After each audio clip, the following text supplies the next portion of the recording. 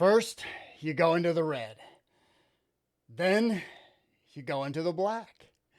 Then you go down a long, endless tunnel of misery and pain. Yep, I'm describing an hour-long TT. Had a great athlete this weekend. Rock out a solid performance here in Virginia. The world's racing is going on, but here in Virginia, we don't stop racing. We just keep going. This athlete is really important to me because we've had a couple of big setbacks. Okay, so he came to me a couple years ago. We built him up to a really awesome, FTP. We, bringing him up. Then he crashes, breaks his collarbone. Okay, everything goes down. Then we bring him back up. Then shoulder replacement surgery. So this race and breaking it down for this particular athlete's really super important to me because this is, a clear indication that he is back, right? I believe that this particular athlete has a long way, a lot more development within him. But right now, I'm super happy with the results of this 21-mile TT in Virginia. So let's break it down, everybody. First thing I do when I look at a race, I look at the athlete comments. A workout comes in Training Peaks, boom, I look at the athlete comments first. Right here, waiting for results. I think I did well. I wanted to die after I crossed that finish line. So that right there, that last particular line, I wanted to die before crossing the finish line. That told me that just on a rate of perceived exertion level, that he probably nailed this race. Okay. That's a great comment, right? So, So I waited. I crossed the finish line.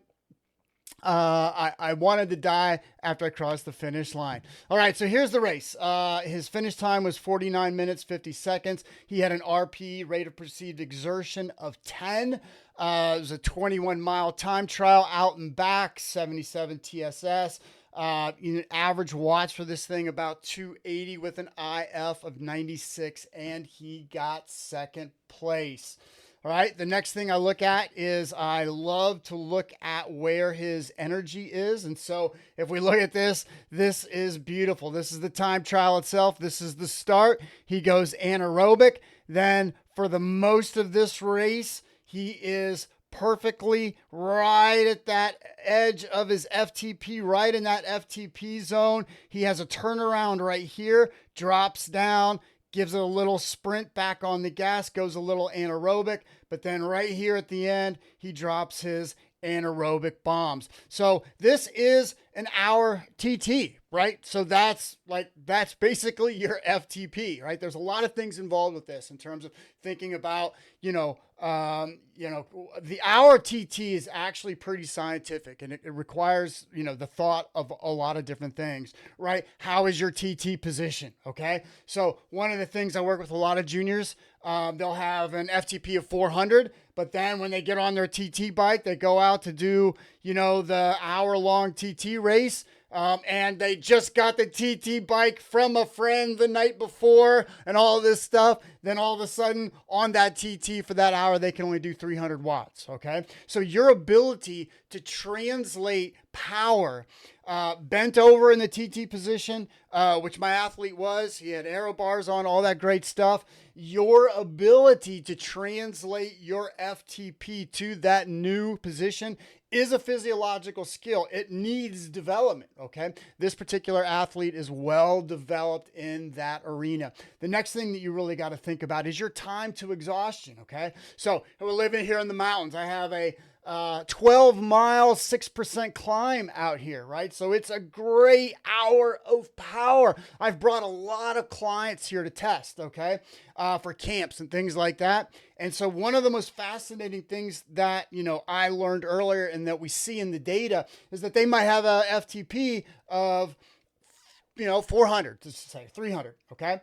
But then when they go to try to do 400 for an actual hour, right, they can't do it. right? They kind of, will fall apart around, 35 to 45 minutes, and they kind of fall apart and they cannot do the full thing, right? It's a metric that we call time to exhaustion, okay? So what is your time to exhaustion? It's something that I actually look at with all of my athletes, right? The problem is when we do FTP tests, they're often abbreviated. They're 20 minutes.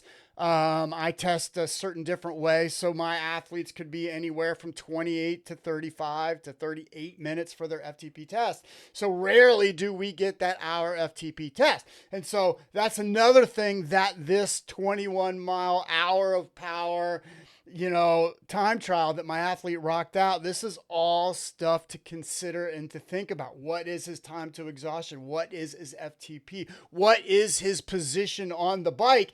And can he physiologically, biomechanically translate his watts, his massive aerobic engine that he has, to that time trial position? Because every athlete is different in this arena, okay? So again, I work with a lot of juniors. Juniors will get a bike, a month in advance, and then they'll say, hey, I have to go do this race.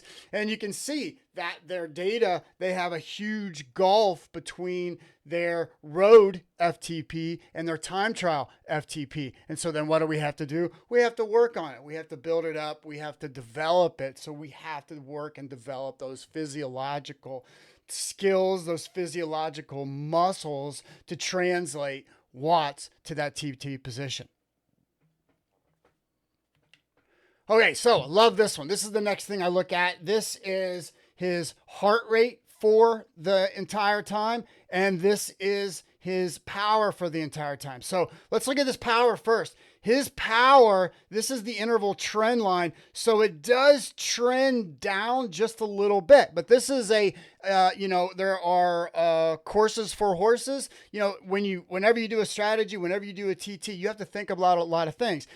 For this particular course, there's only 56 feet of climbing.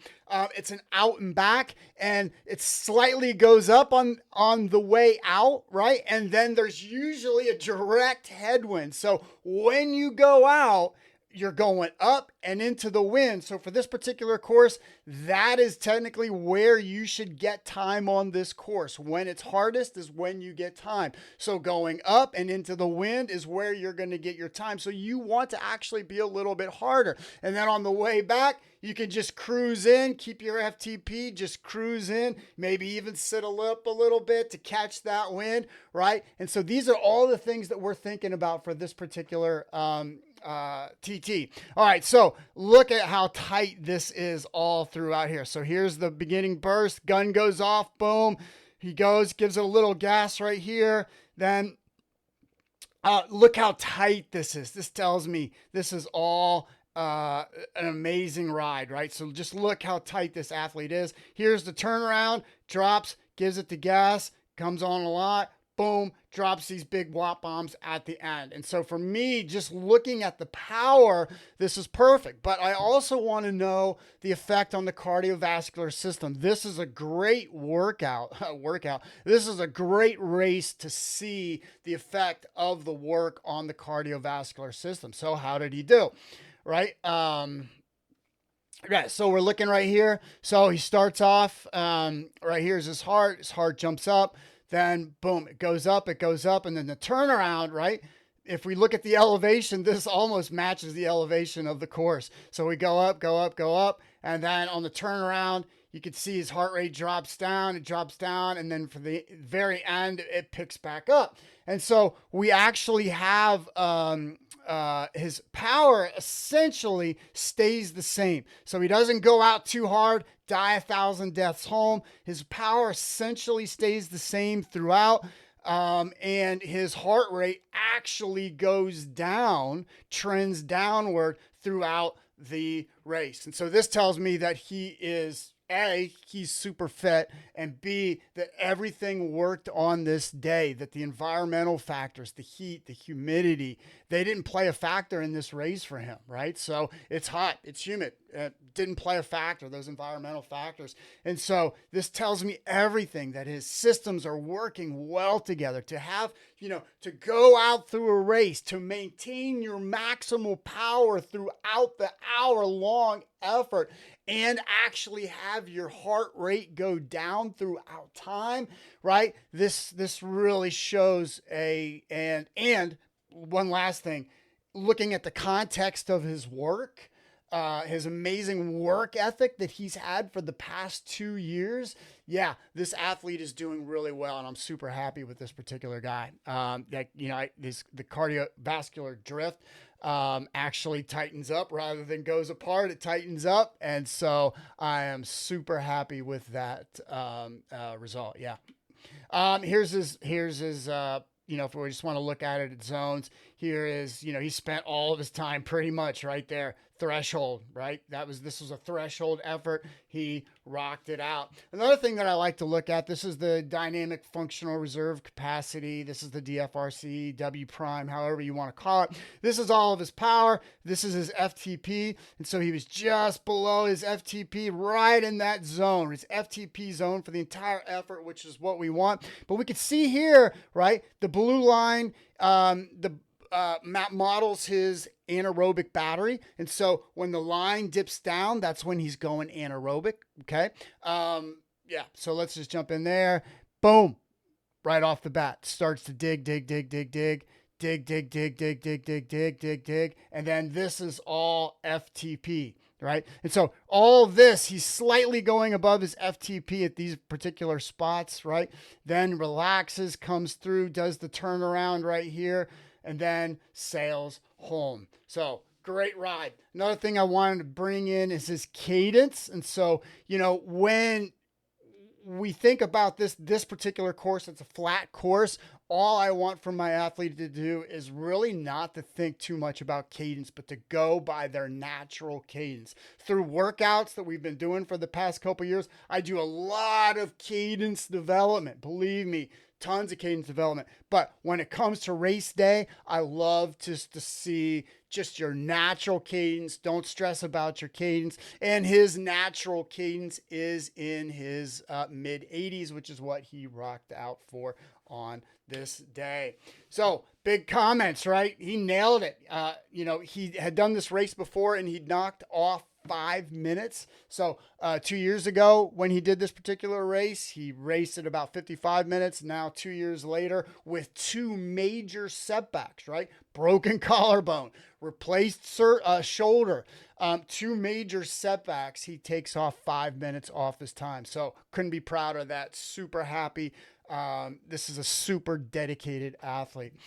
He had a solid strategy. He is, when it comes to pacing, I have some pacing videos in my show notes below. But when it comes to pacing, the TT artists, those steady state riders, it almost becomes natural to them, right? And he had a brilliant strategy. Like he has his power meter out there, but he would be a type of rider, I bet, that could rock out almost the exact same numbers without looking at a power meter, without looking at a heart rate, by going on feel alone. So super happy with that. Great cadence once again. We talked about that, but it's something that I really think about, and for different parts of the course, maybe a different type of pacing for this type of course versus cadence pacing for this type of course versus a different cadence pacing for this type of course or this section of the course. It's something that I think a lot about, cadence pacing in terms of a TT based on an individual's athlete's strengths or weaknesses. But again, this is just a flat out course, so just rock it out.